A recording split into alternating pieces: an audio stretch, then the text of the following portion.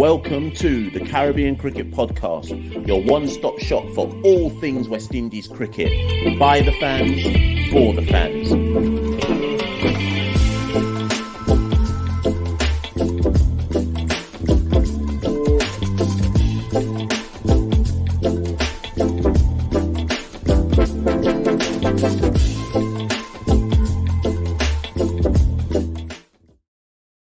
Roach, and I listen to the Caribbean Cricket Podcast. Indeed you are, people. Indeed you are. Welcome to the Caribbean Cricket Podcast. A little quick episode, this one. My name is Machel, St. Patrick here at one half the Caribbean Cricket Podcast, and thank you as ever for joining us. First things first, I have to apologise because this episode should have been recorded before the Nkrumah Bonner episode, but the Bonner one was kind of on the top of my head, and I just did that one first.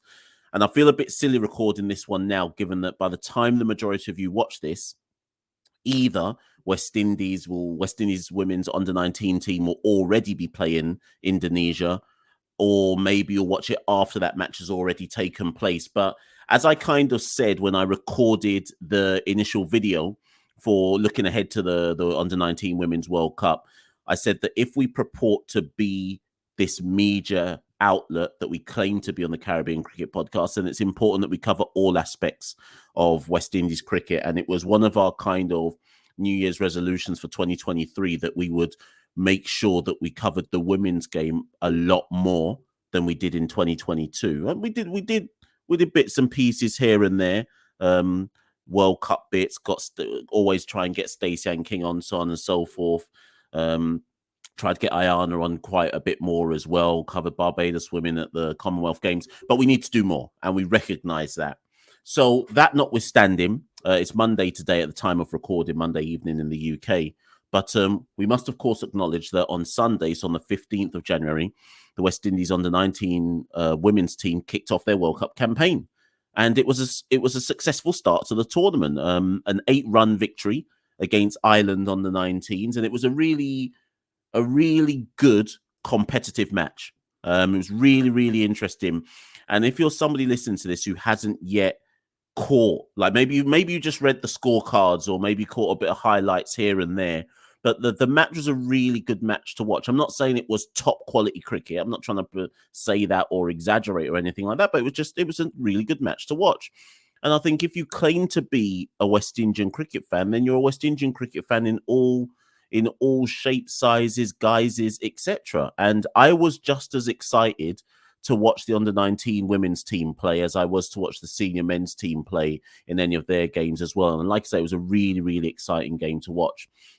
And I guess what I really want to do is just kind of look over, not in detail, because I think the game's been and gone now, but just acknowledge that some elements of that particular performance against Ireland under-19s. Now, first things first, we'll go to kind of the key name that everyone's talking about, Zaida James, who got who got the Woman of the Match award, Player of the Match award in the game. So Zaida hit a maiden 50 in the World Cup, first 50 for West Indies women's team, under-19s team, I should say, in the World Cup, and then took 4 for 18. So a fantastic all-round performance. And I think if you know anything about Zaida James, hails from St. Lucia, I think she has said in the past that she considers herself a very useful all-rounder. And based on that performance versus Ireland, that was more than useful. It was actually 4 for 20, sorry, I should say, not 4 for 18, 4 overs, 4 for 20.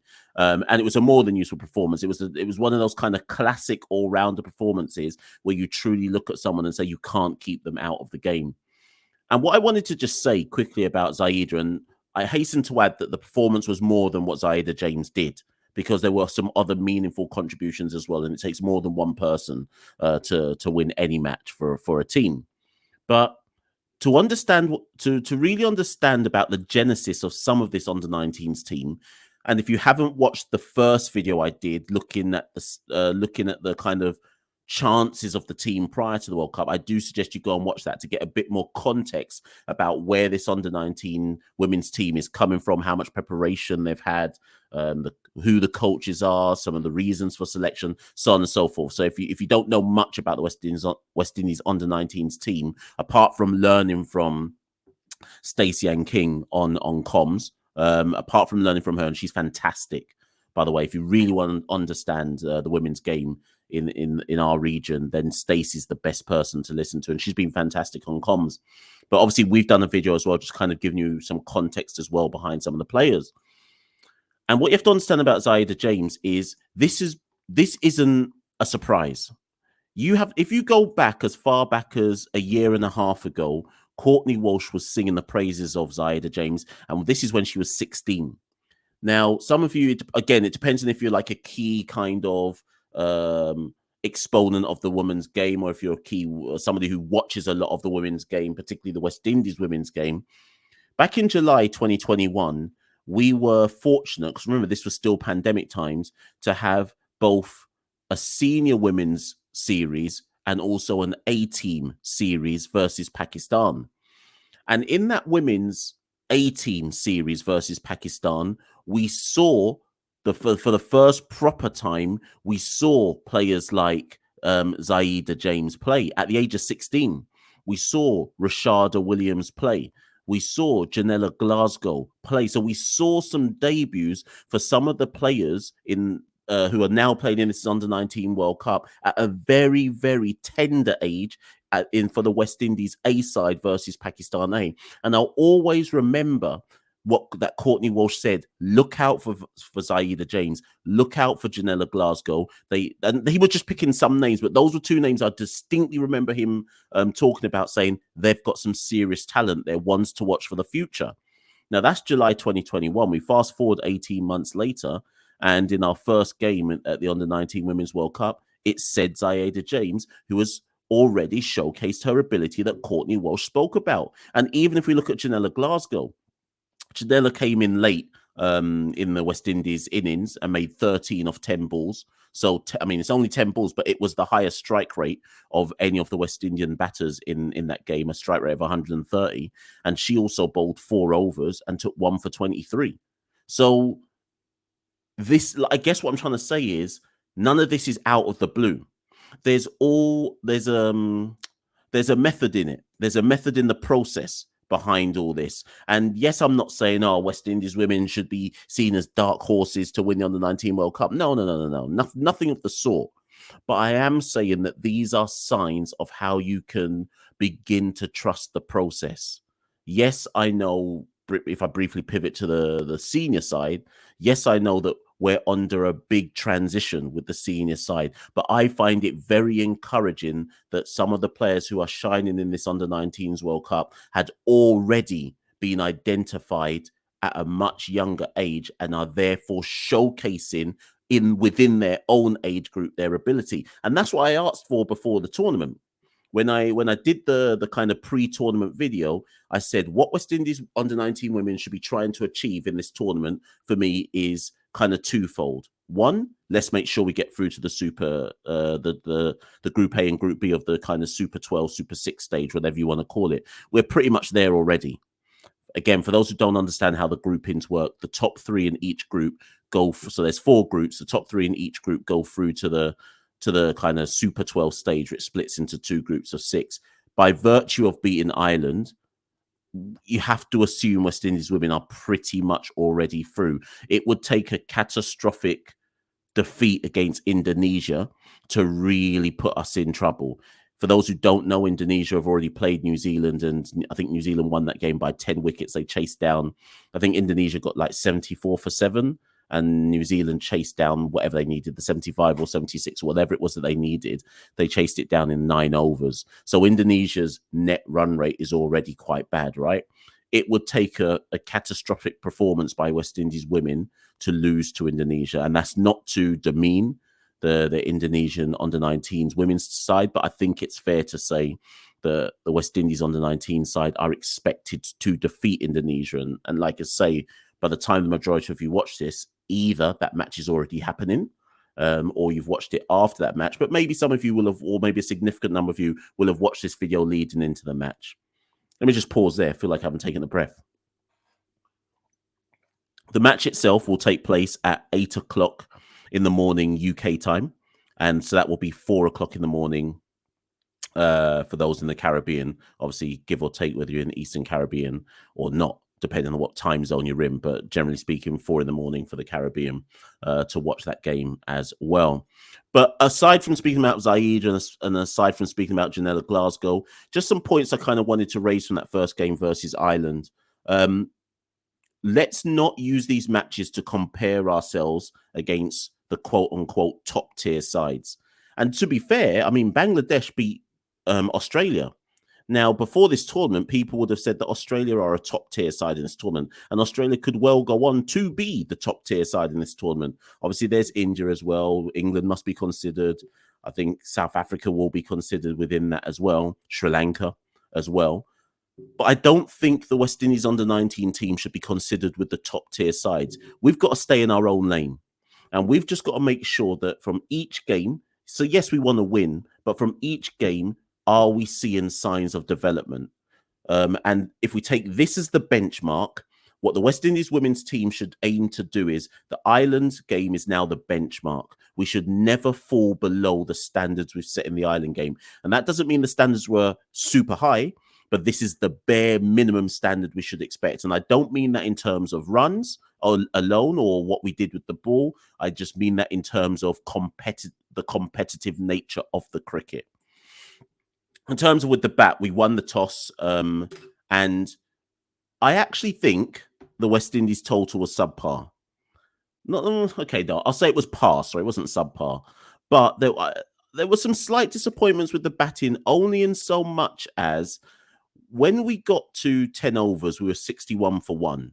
Now, obviously, you could look at the final total of 125 and say, well, they made 60 odd again in the back end of the innings. I just think that, and these are little milestones that I'd like to see Steve Liebert work with the team on in the forthcoming game and the rest of the games in the tournament. I think if you set the foundation that we set, so we get to 60 at the halfway stage or 61 runs at the halfway stage, if you set that kind of foundation and you've only lost 1 wicket, I think you should be trying to make more than 125. So I'd like to see a tiny bit more acceleration in the back end because we had a lot of wickets still remaining to only get to, not only, but to, yeah, let's say only get to 125 to get to 125 when you've only lost 3 wickets. I think you can look at what we did in the back end and say, did we leave some runs out there? And I think part of that problem was when Zaida James got out. So when Zaida got out, we were 106 for 2 after 17 overs. So what's that? In the last 3 overs, we basically made 19 runs.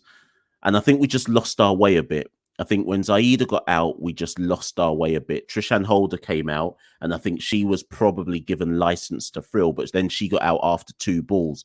And it was kind of all within the 18th over, and I think things just stalled. I think things stalled at that particular point. We probably lost at that point our 2 best batters, Trishan Holder and Zaida James. That's open for debate, but we probably lost our best 2 in the team at the wrong time, if you see what I mean, both in the same over, and it stalled things. But you got to big up Najani Cumberbatch, only 15 years old. She made 21 off 27. And of course, like I say, Janella Glasgow, who's got a bit of senior experience with the A team, making 13 off 10. So we set 125 for 3. And at the halfway stage, I kind of went on Twitter and I said, yeah, I think we'll defend this. And it's hard to tell because when you're watching on TV, you can never truly know how true a pitch is. You can only really kind of assess it based on how fluent you see the players timing the ball, how quickly you see it run into the boundary. And I just felt, based on what I know our bowling can do, I always felt that we'd be able to defend 125. I think we've got enough within our bowling attack to defend that kind of total against Ireland. Maybe not against the quote unquote stronger teams, but I felt we'd have enough in our bowling arsenal to defend 125. And so it proved. But we must highlight that by the halfway stage, Ireland, so we were 60 for 1 at the halfway stage. Ireland were 55 for 1 at the halfway stage. So the game was actually, at the halfway stage for Ireland, the game was actually nip and tuck. And again, I think I went on Twitter and said, actually, this is quite tight. West Indies need some wickets because I think at the crease at the time was Amy Hunter and Annabelle Squires, and they had put on a partnership of about, I think they'd put on a 50+ run partnership, and they were looking comfortable.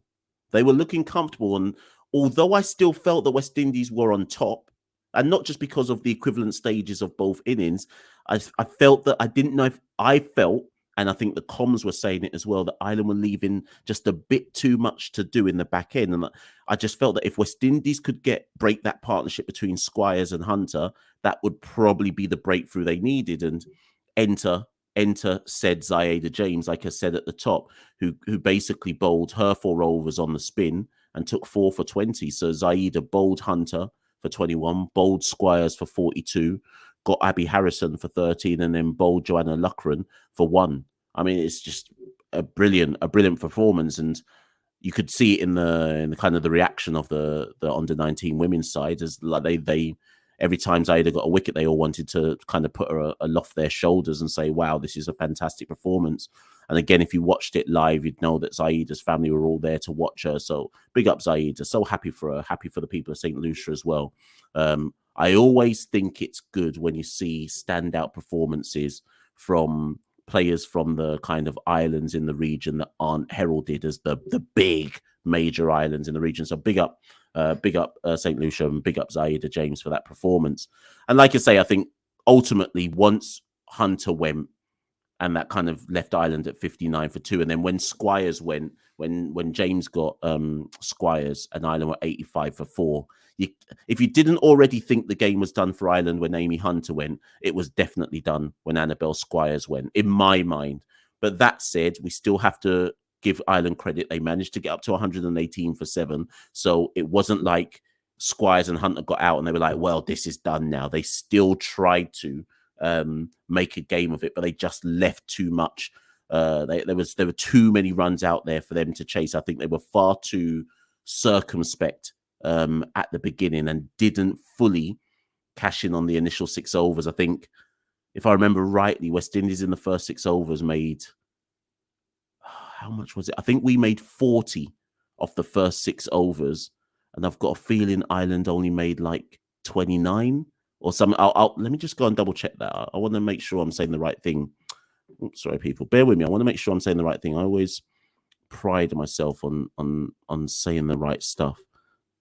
Yeah, so after 6 overs, West Indies were 40 without loss, and Ireland were 31 for 1.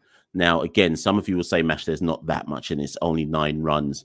But if you watched it live, I just felt that Ireland were a bit too circumspect in the first 6, and they should have tried to put themselves ahead of the game after the first 6 overs, because 125 was always going to be let's call it difficult to chase. Not impossible, but difficult to chase if you don't get off to what I call a good start. They got off to an okay start. They didn't get off to a good start. But I guess in some senses, you have to say, well, credit to the West Indies bowlers then. And actually, let me highlight KD Jazz Mitchell, who bowled Ashmini Munasir, the captain, essentially told KG, or that maybe it was obviously it must have been the pre-plan, but KD Jazz Mitchell bowled her 4, the seamer bowled her 4 straight from the top. Yeah, no, it was 3. I think it was 3 in a row in the power play. And she ended with figures of 1 for 22 of 4 overs. And in fact, all of the West Indian bowlers were economical. So I'll just read the figures out to you. Janilla Glasgow, 1 for 23 of 4. KD Jazz Mitchell, 1 for 22 of 4. And she beat the bat quite a lot as well. Got to give her due. Shalina Samaru, none for 24 of 4. Ashmini Munasar, 1 for 23 of 4. And then Zaida James, 4 for 20 of 4. So all of them were economical. There was no one bowler that Ireland could target and say, right, that's where we're going to make up the runs. All of the West Indian bowlers did their job. So, people, like I say, quick little video. This is only going to be 20, 21 minutes long or so. Big up the West Indies women's team. Got to hell them up. Make sure, people, if you haven't yet watched this tournament, or if you haven't yet watched our performances, hopefully watch this video before we play Indonesia. Lock in. And if you can't lock in, make sure you watch the highlights at least later. And as I always say, and as I said when I recorded the first video on the tournament, we got to rally around all of the West Indian teams, and that includes the West Indies under-19 women's side as well. So let's rally round them in their game against Indonesia. Let's hope they get another W, and then that will set us up for the final game of the group, which will, of course, be the toughest game of the group, which will be against the New Zealand under-19 side as well. But all things being well, we've already got 1 foot into the Super 12 stages and into our group of 6 or whatever that might be. But let's not get too ahead of ourselves. We've still got to negotiate in Indonesia. First things first. If you like the video, if you're somebody who's coming across the Caribbean Cricket Podcast for the first time, please, by all means, go and watch all of our videos in our archives. If you're listening on an audio platform, go back and listen to any episode that take your fancy. But most importantly of all, like, share, subscribe to these to the channel. We've got videos like this dropping all the time. I think we're 4 followers. Last I checked, we were 4 followers away from hitting 4K. So hopefully by the end of tonight, we'll hit that number. And yeah, join us for more content, people, coming your way. Thank you and good night. We rule the cricket world. Now the rules seems coming. Welcome to the Caribbean Cricket Podcast, your one-stop shop for all things West Indies cricket. By the fans, for the fans.